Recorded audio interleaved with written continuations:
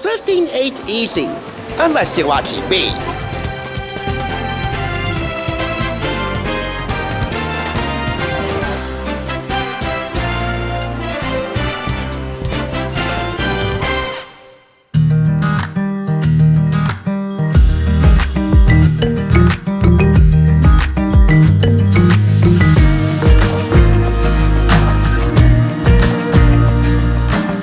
Welcome! You're watching the thrift store rundown, bringing Hollywood home on a budget. Fall is the magical time of year where community spirit shows out more than ever, and people make the effort to know each other's names and to pitch in and help out, whether it's at big community events or something small going on next door. It's the cool breeze in the air that tends to warm many hearts. So to that end, I'd like to introduce our own Community Spirit Squad.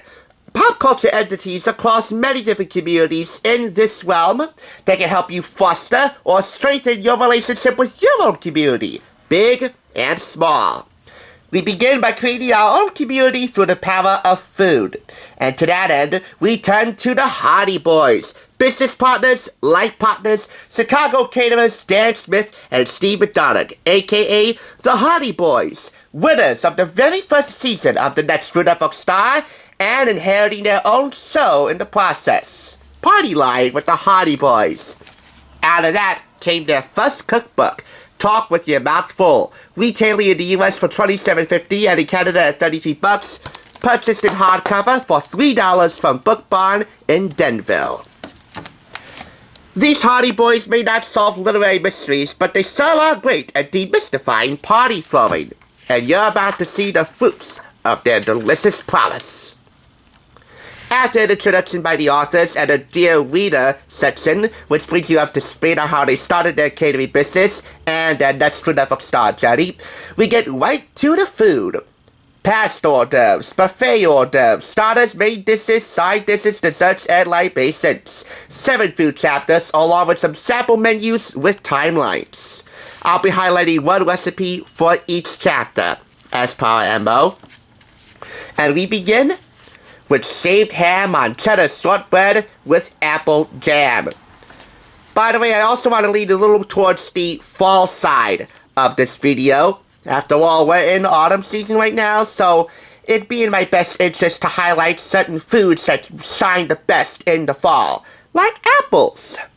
This preparation will yield 24 pieces and take you 20 minutes to cook and 40 minutes of prep.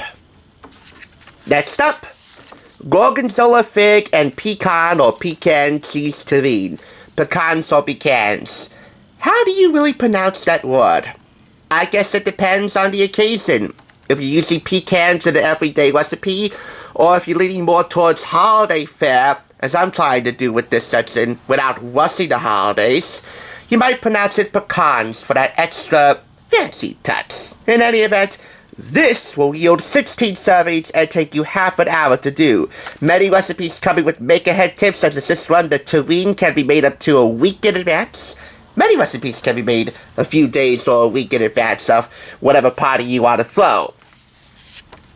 And the baseline serving range for many of these recipes is 6 to 8 people. After all, this is a party-themed cookbook. Not really party-themed, but catering-themed, ready to suit any party that you want to throw. Here we have smoked oyster polenta, yielding 8 to 10 servings, taking you 20 minutes to prep and 45 minutes to do. It was based upon a recipe they had on a beautiful island, Kauai, Hawaii. Next up, cider braised pork roast stuffed with figs and apricots. Little autumn, little winter, a hybrid of the 2 seasons, making for one scrumptious showpiece. This yields 6 to 8 servings, which again is the baseline serving range, and will take you 40 minutes to prep and 3.5 hours to do. Delicious things come to those who wait. Here we have in the side dishes section, fennel, carrot, and apple slaw. Carrots and apples. Yep, 2 ubiquitous scrumptious fall staples. Actually, carrots are more suitable for winter, but I think they're best in the fall.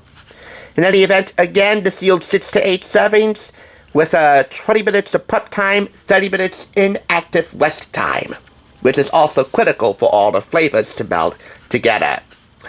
In this box, as in many boxes sprinkled throughout the book, you'll get ingredient prep tips, substitutions, and you'll learn the logistics on how to throw a great party and how to prep for one. From figuring out how many people you want to invite, to deciding how many wine glasses you should have on hand for the libations to follow. Music selection, decor ideas, the right ambience, all the good things that come with a party-themed cookbook. Here in the dessert section, because you gotta end it on a sweet note, we have chocolate cream cheese cupcakes. This yields 24 cupcakes and will take you 25 minutes to prep and 20 minutes of baking time. You can make this recipe, a couple of components at least for this, ahead of time. I'm highlighting this because it's evocative of the Hostess cream-filled chocolate cupcakes that Dad and Steve had as kids.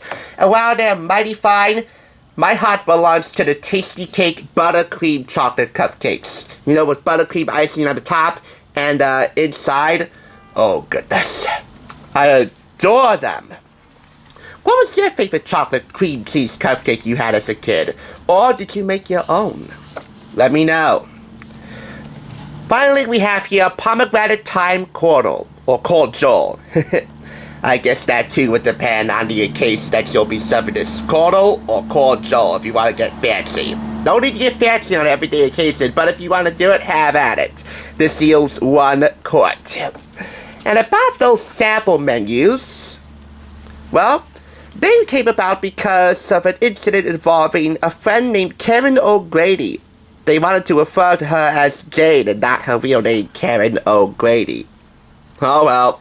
For all the Karens and the Janes out there, and all the Jacks and Joes, these sample menus should give you some real good inspiration for what type of soiree you want to have now that we're in soiree season. You know, the holiday season will be fast approaching. We have a few menus in here.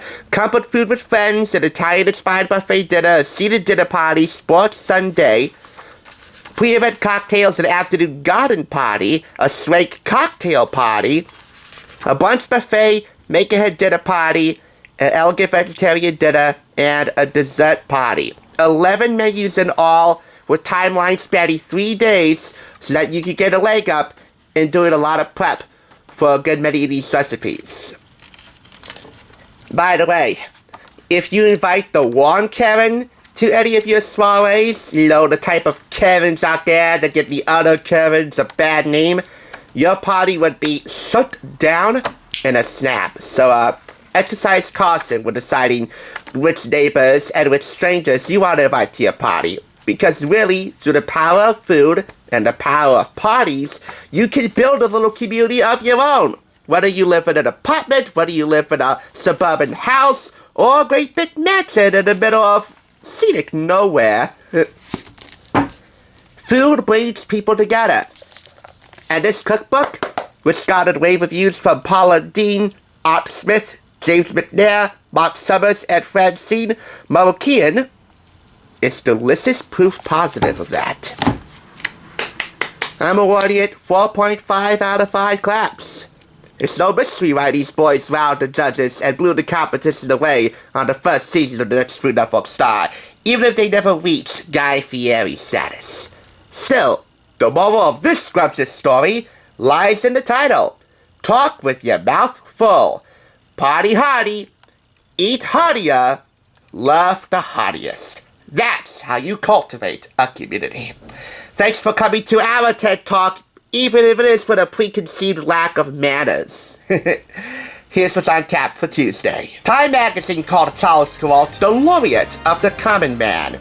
I can only add to that, Willie Nelson can't hold a candle. Thanks for tuning in. Just so you know, there's no limit to bringing Hollywood home on a budget. Please go ahead and check out another awesome review like this one by clicking here, and make sure you subscribe by clicking here. Until next time, I'll catch you, as I always do, on the flip side.